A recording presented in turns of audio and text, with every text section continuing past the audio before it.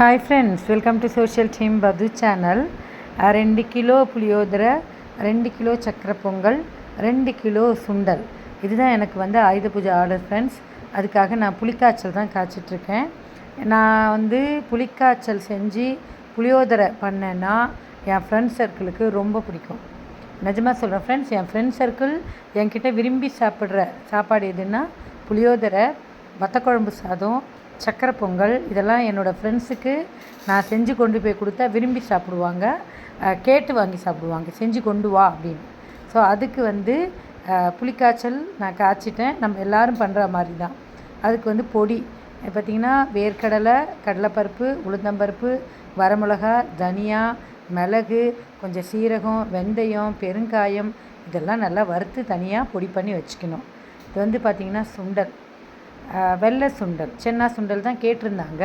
முதல்ல ஒரு 1/2 கிலோ சுண்டலை குக்கரில் வேக வச்சுக்கிட்டேன் இந்த பதத்துக்கு. ஏன்னா இதை நம்ம மசிச்சிக்கணும், அப்போ தான் இது சூப்பராக இருக்கும். அப்படியே தனித்தனியாக கொடுக்கக்கூடாது. உடனே நம்ம காலி பண்ணுறதுனால நம்ம பண்ணுறதுல கால்வாசியை மசிச்சிக்கலாம்.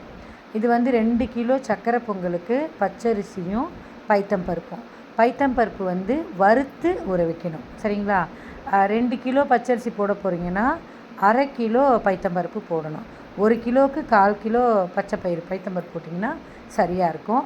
அப்புறம் தண்ணி படுத்தி எரிச்சிடுச்சு ஃப்ரெண்ட்ஸ். எனக்கு திடீர்னு ஆர்டர் வந்ததுனால ஆரோ வாட்டர் தான். ஸோ நான் தண்ணியை பிடிச்சி வச்சுட்டு இருந்தேன். லாரி தண்ணியும் வரல. இது பார்த்திங்கன்னா மீதி சுண்டலை நான் பாத்திரத்தில் வேக வச்சிட்ருக்கேன். ஆல்ரெடி ஒரு 1/2 கிலோ சுண்டலை குக்கரில் வேக வச்சுட்டேன். சாதம் பார்த்திங்கன்னா பொன்னி பச்சரிசி புளியோதரைக்கு கிட்டத்தட்ட ஒரு 2.25 கிலோ நான் வடித்தேன் சாதம். நல்லா வரையாக பார்த்திங்களா இப்படி இருக்கணும். சரி, இந்த மாதிரி சாதம் வடிக்கணுன்னா சோறு அரிசி போட்ட பிறகு வடிக்கிறதுக்கு ஒரு 5 நிமிஷம் முன்னாடி நல்லெண்ணெய் விட்டுருங்க. நல்லெண்ணெய் விட்டுட்டிங்கன்னா நல்லா வரையாக சாதம் கிடச்சிரும். அதுக்கப்புறம் வடிக்க விட்டுட்டு ஒரு வெள்ளை துணியில் ஆற வச்சுருங்க. அப்போ தான் சாதம் கலர்றதுக்கு நல்லாயிருக்கும். சுடு சாதத்தில் கலந்த சாதம் கலர முடியாது, நல்லாவும் இருக்காது. அதனால் சாதத்தை நல்ல வெள்ளை வேஷ்டி எடுத்து அதில் உணர்த்தி வச்சுருங்க. ரொம்ப ட்ரையாகவும் கூடாது. இது புளிக்காய்ச்சலும் ஆற வச்சுருங்க. சூப்பராக இருக்குங்களா? பொடியை அரைச்சி வச்சுக்கோங்க. கரண்ட்டு கட் ஆகிடுச்சு ஃப்ரெண்ட்ஸ். இந்த பவர் கட்டு தான் உலகத்துலேயே பெரிய விஷயமா இருக்குது. நம்ம எதிர்பார்க்கும்போது டக்குன்னு கட் ஆகிடுது. நான் பொடி அரைக்காமல் வச்சுருந்தேன். இது சக்கரை பொங்கலுக்கு 1 கிலோவுக்கு 1 கிலோ அரிசி போடுறீங்கன்னா 1.25 கிலோ வெல்லம் போடணும். ஸோ நான் 2.5 கிலோ வெல்லம் போட்டிருக்கேன்.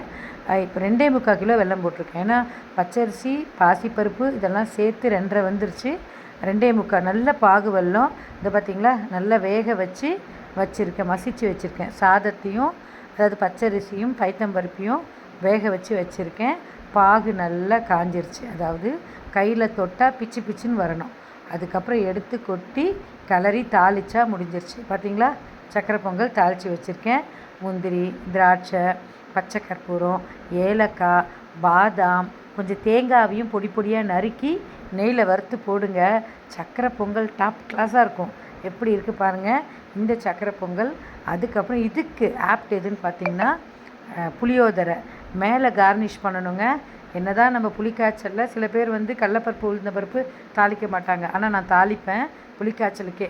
ஏன்னா அந்த புளியோடு ஊறி சூப்பராக இருக்கும். கலந்து முடித்த பிறகு நல்லெண்ணெயில் நம்ம இந்த கடலைப்பருப்பு, உளுந்தம்பருப்புலாம் ஒரு தாளிப்பு கொட்டி மேலே இந்த மாதிரி நல்லா க்ளோஸ் பண்ணி வச்சுட்டு ஒரு 2 ஸ்பூன் நல்லெண்ணெயை மேலக்க பச்சையாகவே விட்டுட்டிங்கன்னு வச்சுக்கோங்களேன்.